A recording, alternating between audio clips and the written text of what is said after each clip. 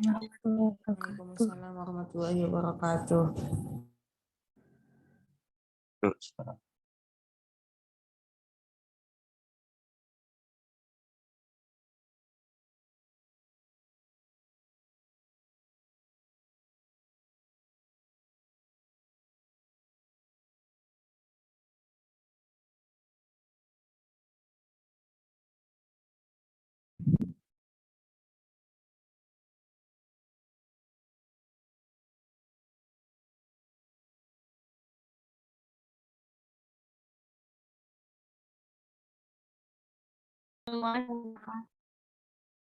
Baik, terima kasih telah hadir di perkuliahan kita hari ini. Baik, suara saya kedengaran nggak nih? Dengeran Pak? Dengeran Pak. Ya, ada backsound yang ini mengganggu? Tidak? Tidak Pak. Oh enggak ya. Oke, baik. Alhamdulillah kalau begitu ya. Insya Allah ya akan kita mulai perkuliahan kita hari ini. Baik, kemarin kita melanjutkan ya yang beberapa yang memang belum untuk direview ya bukan makalah ya, proposalnya. Nah, eh, tadi saya iseng-iseng sambil nungguin karena saya kebetulan lagi ini ya, lagi di luar ya, lagi di luar. Jadi ini di tempat umum ya, ini kuliahnya seperti anak muda.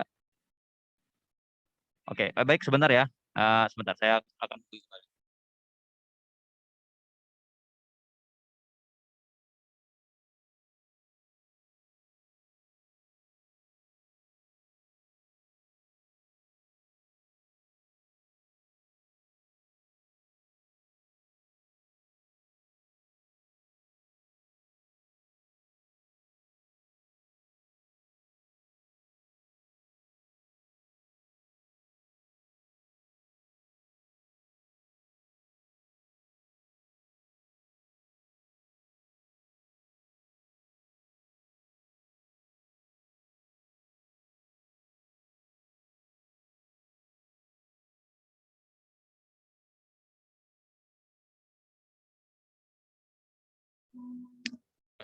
Halo. Halo. Iya Pak. Iya Baik. Pak. Mohon maaf nih tadi saya barusan dipanggil lagi ada rapat mendadak, tapi tidak masalah. Mungkin kita bisa sampai jam 8:30 ya di sini ya. Eh, di sini ada Fani nggak? Fani dari MJW tadi saya sempat review sebentar. Oh, Fani nggak ada ya. Oke, baik. Mungkin siapa yang ada di sini? Saya Pak. Ayah atau Dea ini ada dua orang. Ayah Pak, Siti Rahayati. Si Tiro kelas berapa? Apa sih kita? 7B Pak. 7B.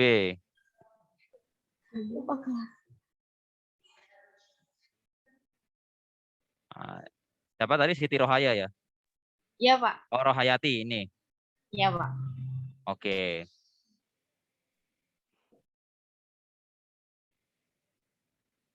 Siti Rohayati tinjauan hukum mengenai transaksi jual beli melalui situs belanja online shop menurut kita undang-undang nih yang typo dibenerin ya. Iya Pak. Oke, nanti aja lah, nggak bisa ditandain ini. Oke Ini aja. saya tandai di saya Pak. Ya, boleh. Tentang perlindungan konsumen. Oke, hukum perdata. Oke, nanti judul kita bahas belakangan dulu ya. Kita lihat dulu latar belakangnya. Globalisasi ditandai dengan perkembangan teknologi elektronik yang sangat pesat. Dewasa ini, perkembangan teknologi internet di dunia semakin maju, sehingga mengakibatkan sebuah arena baru. Oke, ini kayaknya dari 4 paragraf ini ya 4 paragraf ini, tiga ya. 3 paragraf ini tidak ada satupun yang memakai footnote. Kalau misalnya ini ya, siapa tadi namanya Rohayati, Rohayati ya. Tidak masalah kalau misalnya satu paragraf itu tidak ada footnote-nya. Tetapi kalau misalnya sampai 3 kali berturut-turut, tentu itu menjadi pertanyaan. Jadi nanti tolong Anda lengkapi dengan footnote ya.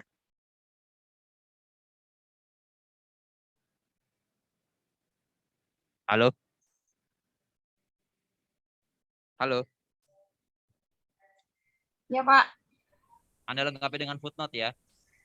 Baik, Pak. Baik.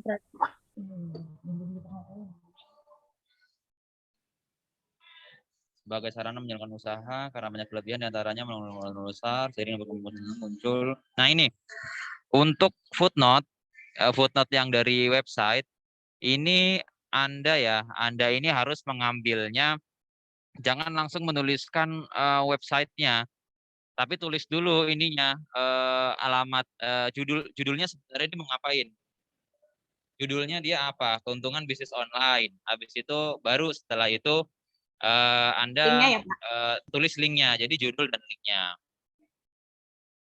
Baik, Pak. Kemudian ini nih sepanjang bab 1 ya, sepertinya referensinya masih kurang. Dan ini juga ini ya, Anda footnote nomor 5 ini. Nah ini nomor 5 harusnya Anda jangan mengambil melalui website, apalagi websitenya blog ya, dukunhukum.wordpress.com. Ini kan membahas tentang asas perjanjian ya di dalam KUH Perdata, ya kan? Kemudian Anda menyebut Sudikno Mertokusumo, tetapi footnote-nya itu malah blog orang nih, dukunhukum.wordpress.com. Nah, jadi tolong nanti di bab satunya, di latar belakangnya, Anda ini cari referensi-referensi yang sumbernya itu paling tidak dari buku atau dari jurnal, minimal skripsi lah. Jadi jangan apa namanya, mengambil dari blog orang seperti itu, ya. Baik, Pak. Nah, ini sebenarnya Anda maunya apa nih? Ada masalah apa di sini yang saya ingin tanyakan? Mau meneliti Maksudnya, apanya? Pak, oh, Ini kan tinjauan hukum mengenai meneliti dari transaksi. sisi, iya, Transaksinya meneliti kenapa? dari sisi, maksudnya ada pelanggaran atau enggak, apa, melenceng atau enggak dari Undang-Undang Hukum Perlindungan Konsumen sama Undang-Undang Hukum Perdata, Pak? Undang-undang konsumen sama perdata. Mm-mm. Selama ini gimana? Ada pelanggaran nggak? Biasanya kan kalau selama ini di transaksi jual beli online itu dari sisi perlindungan konsumen banyak konsumen yang dirugikan, Pak. Kalau gitu kenapa tidak fokus tinjauan hukum tentang perlindungan konsumen saja untuk yang jual beli online? Tapi mau dilihat dari sisi perdatanya juga, Pak. Ya boleh, tapi kan terlalu luas. Mengenai transaksi jual beli transaksi kan banyak toh, ya Iya, kan? Pak. Nah, jadi khawatirnya ya, oke saja sih, cuman khawatir terlalu luas ya. Kalau misalnya mengambil transaksi kan macam-macam, ya kan? Ada transaksi ke konsumen akhir, ada transaksi yang besar-besar dan sebagainya. Tentu harus Anda lihat-lihat juga kan, tidak bisa misalnya itu. Kalau saran saya mungkin yang ngambilnya ini aja, jangan terlalu luas, tapi dipersempit lah ya. Berarti salah satunya aja ya, Pak? Bukan kalau mau ditinjau hukum perdata dan konsumen boleh, itu bagus. Tapi yang saya garis bawahi di sini adalah transaksinya. Transaksi kan luas, ya kan? Iya, Pak. Nah, jadi dipersempit lagi saja, gitu. Baik, Pak.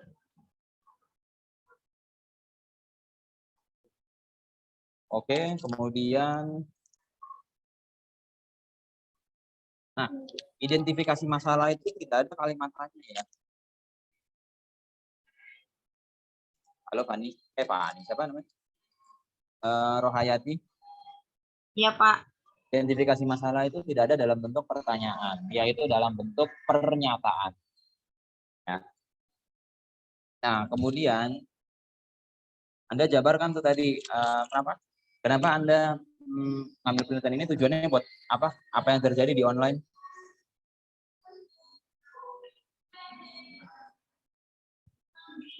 Halo Rohayati.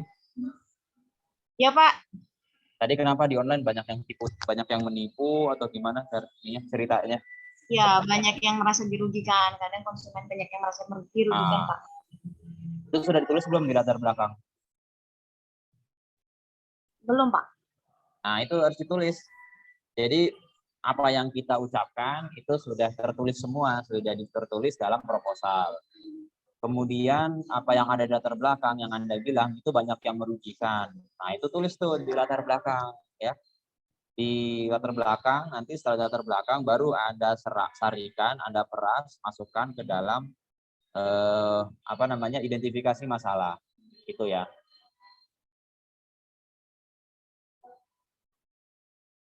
Halo. Ya, Pak.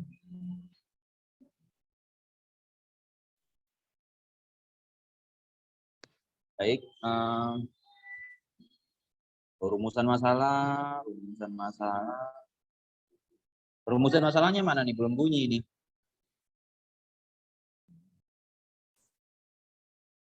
Ya, nanti Anda coba lihat lagi deh ya. Gimana skripsi atau teman-teman Anda merumuskan masalah. Rumusan masalah itu baru bentuknya pertanyaan seperti ini. Nah, ini kan juga ada Anda bawa konsensualisme, fakta sunt servanda, itikat baik. Apakah itu disebutkan tadi di latar belakang? Kalau saya sekilas sih nggak baca ya. Ada itu di latar belakang. Nah, itu ya. Baik, Pak. Tujuan penelitian dan objektif.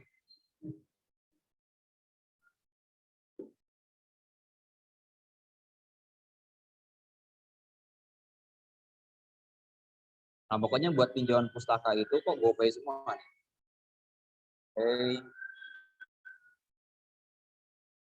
Anda sudah saya review belum sih tujuan pustakanya? Sudah, Pak. Sudah ya? Pakai yang ini juga? Iya. Sama ada yang kemarin sepi pay letter, nggak saya masukin lagi, Pak. Oh. Oh, jadi tahu-tahu itu. Maksudnya, Oh, Pak? perspektif. Oh iya, oke. Oke.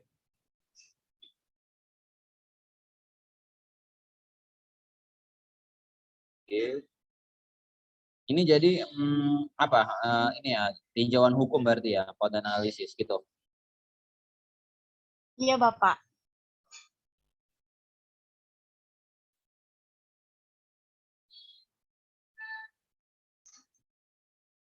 Oke, ada pertanyaan? Ini, Pak. Ini kan punya saya ini sama sekali nggak menyangkut tentang hukum Islam, Pak. Nggak apa-apa, Pak. Saya nggak cantumin sama sekali dalil di sini, Pak. Secara hukum Islamnya bagaimana gitu, nggak saya cantumin, nggak apa-apa.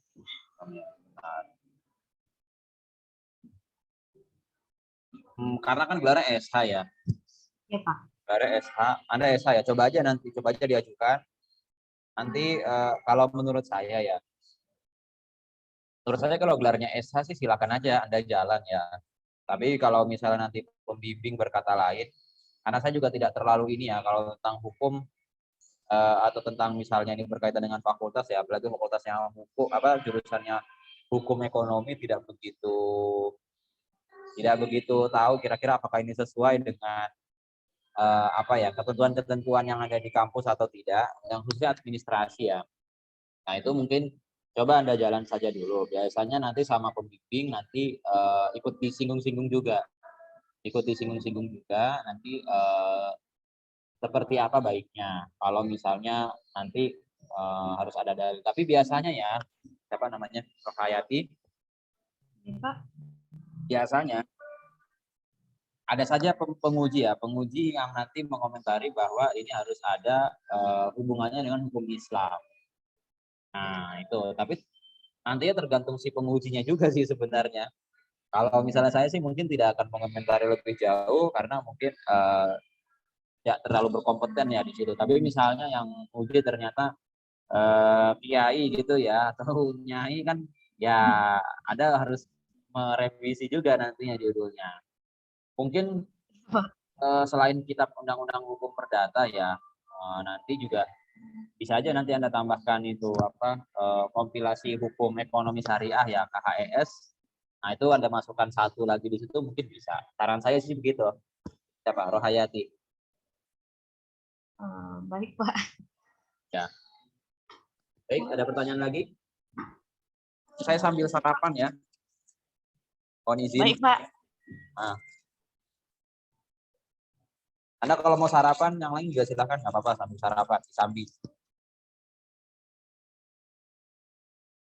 Oke, ada pertanyaan lagi, Rohayati? Cukup Pak untuk sementara ini. Bob. Baik, ini saya tandai dan ya. Siapa lagi yang ingin di ini? Saya Pak, Atas nama? Nurul Mahdiana Dewi, kelas SB. SB juga? Ya Pak. Mahdiana. Nurul ada beberapa ya? Nurul lagi.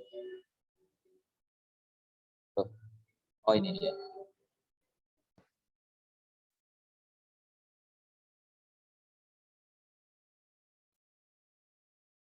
Implementasi Undang-Undang Wakaf Nomor 41 Tahun 2004 pada penyaluran dana wakaf sebagai modal UMKM.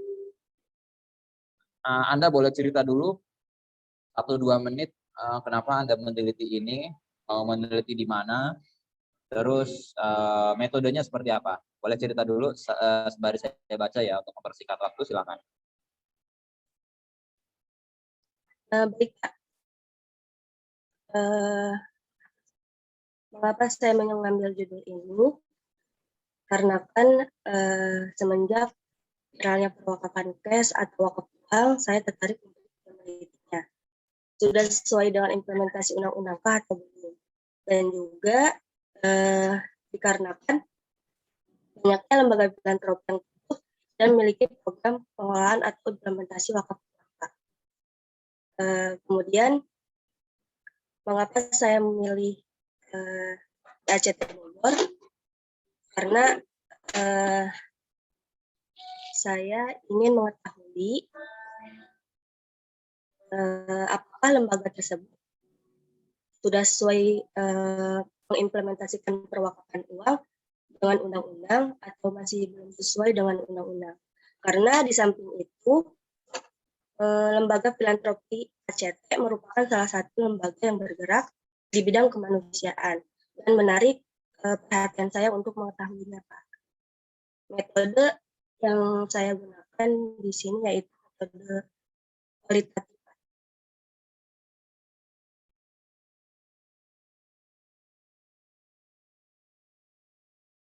Halo Nurul, kenal ya?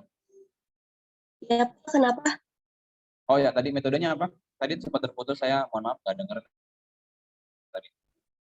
Metode kualitatif, Pak. Pakainya apa? Wawancara? Ya, Pak. Siapa yang diwawancara? Ketua program dan salah satu pelaku UMKM. Di mana? Di Bogor ya? Iya, Pak, di Bogor. Oke, satu pertanyaan, kenapa UMKM? Pak Sultan. Kenapa UMKM yang di Anda ini? Di program itu, di programnya ya. Kenapa untuk program UMKM kan banyak tuh ya program wakaf lain. Kenapa Anda pilihnya UMKM? Itu aja sih pertanyaannya. Karena di lembaga tersebut sedang meluncurkan program wakaf pada UMKM, wakaf untuk UMKM. UMKM-nya biar apa ini maksudnya? Maksud saya. Dananya tekankan di situ. UMKM-nya biar kenapa? Dengan adanya program wakaf pemberdayaan wakaf uang ini, wakaf cash, wakaf ini.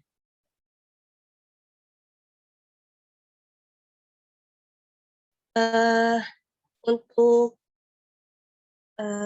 UMKM, untuk mereka yang belum mempunyai modal banyak dan bisa dimodali oleh pihak ACT, Pak.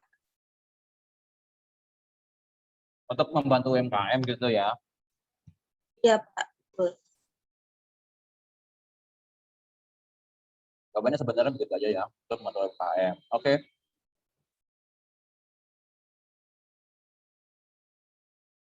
Cuma saya lihat di sini, bentar ya.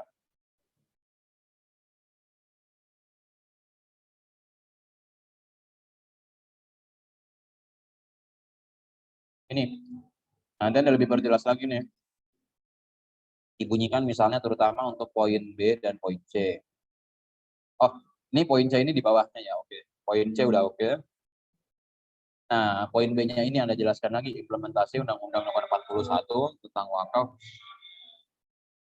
bukan pada ya, tapi di ACT Global Wakaf.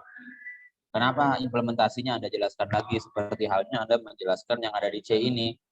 Belum maksimalnya wakaf produktif, wakaf uang. Nah, baru Anda jelaskan seperti ini. Harusnya kan setiap poin kan seperti ini ya, dijelaskan juga penjelasannya itu bagaimana ya. Kemudian ini body note nih. Nah, sementara di kita itu kan pakainya footnote ya kan. Iya, Ini nanti Pak, tolong itu, Pak. ya sesuaikan ya. Iya, Pak. Ganti ke body note. Ganti ke footnote. Tadi ada pertanyaan? Belum, Pak. Belum ada. Ada. Oke, baik. Oke, baik. Satu lagi deh nih ya. Saya mohon maaf. Tahu-tahu tadi di telepon bro. Apa tadi panggil? Padahal mau ngajar. Nanti pokoknya akan kita tuntaskan lah ini sampai akhir. Sampai semuanya direview. Tanpa terkecuali. Satu lagi deh, siapa? Terima kasih, Saya, Pak. Bapak. Waduh, rebutan. Ya, sama-sama. Siapa? Saya Nurul Aini, kelas A. Mas A. Nurul lagi. Kamu orang Nurul di sini.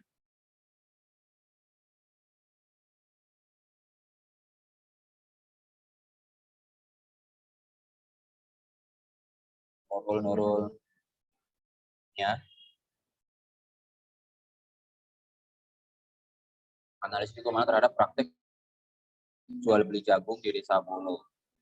Oke, Nurul ini saya ini apa namanya kayaknya pernah dengar nih jual beli jagungnya bagaimana waktu di review itu ya, review apa tinjauan pustaka. Nah, coba bisa Anda jelaskan lagi sedikit ya kenapa mengambil penelitian ini.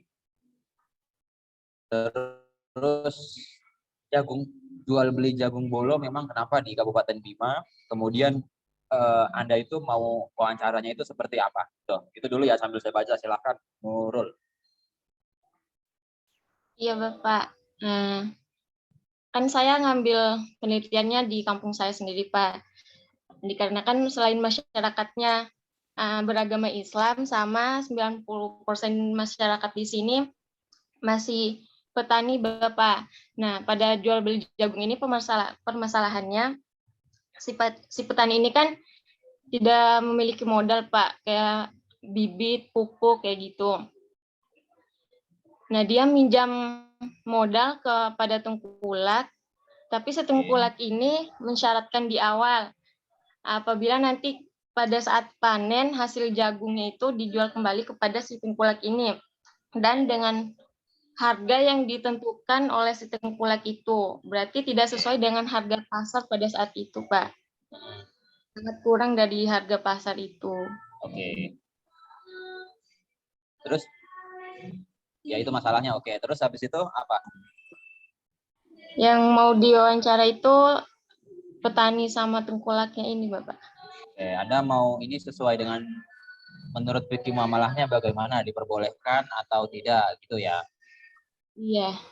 Mengetahui dialektika hukum Islam dengan pemahaman apa? Oke. Nah, sedikit catatan mungkin ya. Pertama di sini sebelum pada umumnya 90%. Ini kan pengalaman Anda nih ya, yang Anda ceritakan sampai akhir paragraf kan. Iya, Pak. Nah, nanti ini sih nggak ada perlu footnote ya. Gini aja, nanti berdasarkan observasi yang telah dilakukan, pada umumnya 90% masyarakat di Desa Bolu, Kecamatan Madapangga, Kabupaten Bima berprofesi sebagai petani gitu. Jadi berdasarkan hasil observasi. Jadi Anda ini udah observasi duluan kan ceritanya. Ya. Iya, Pak. Soalnya pas sekarang ini lagi musim nanam jagung juga. Oh iya. Berarti berdasarkan hasil observasi. Kemudian ini identifikasi masalah Anda jelaskan di sini nih, praktek pot utang piutang. Nah, ini harusnya Anda diidentifikasi masalah itu dijelaskan seperti apa yang Anda jelaskan barusan tadi loh. 90% masyarakat petani, kemudian ada praktek jual beli seperti yang tadi ya, mensyaratkan ada jual belinya mensyaratkan sesuai dengan harganya si siapa harus dijual kepada tengkulak lagi ya. Iya, Bapak. Nah, itu harus Anda bunyikan di situ di identifikasi masalah. Jadi tidak hanya di sini tapi penetapan harga yang disyaratkan di awal. Kenapa? Tuh, Anda jelaskan. Nah, kalau seperti Anda menjelaskan saat yang diucapkan langsung secara lisannya. Tapi bahasanya jangan seperti bahasa lisan, tapi bahasa menulis ya. Baik, Bapak. Skripsi persamaan perbedaan udah belum nih? Belum, Belum Bapak. ya? Ya, belum. Tadi juga sebelumnya siapa namanya Siti Rohayati sama Nurul yang satunya lagi ya. Nanti tolong ditambahkan itunya ya, persamaan perbedaannya kalau belum ada ya.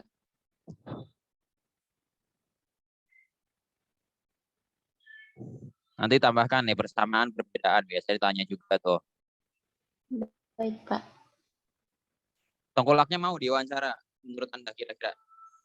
Mau, Pak. Kemarin Mau. udah sempat nanya juga. Oh, kenal Anda sama tengkolaknya? Kenal.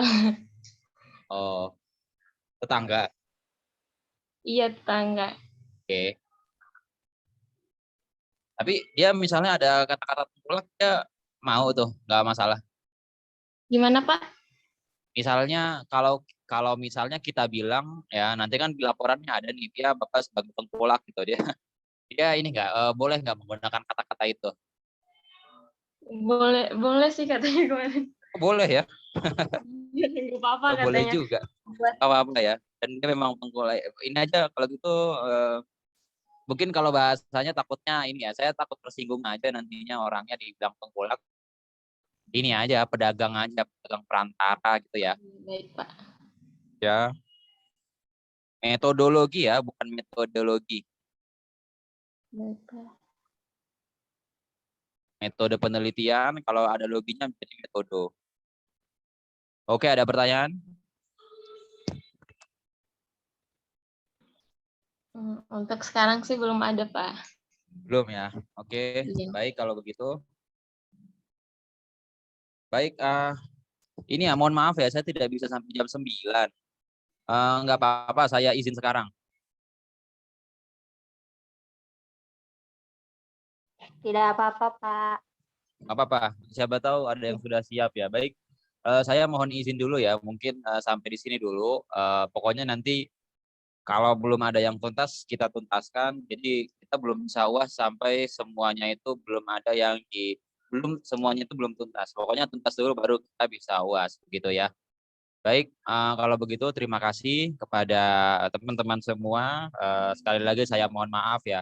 Insya Allah nanti minggu depan kita jadwalkan lebih pagi saja ya, 7:30 kita tank saja ya, untuk mengganti waktu yang sudah dipakai ini ya, yang tidak optimal. Itu ya, kita sepakati minggu depan 7:30 aja ya. Baik, Baik, Pak. Pak. Baik, kalau begitu terima kasih saya ucapkan. Saya mohon izin pamit dulu ya. Demikian yang dapat saya sampaikan. Kurang lebihnya mohon maaf. Wassalamualaikum warahmatullahi wabarakatuh.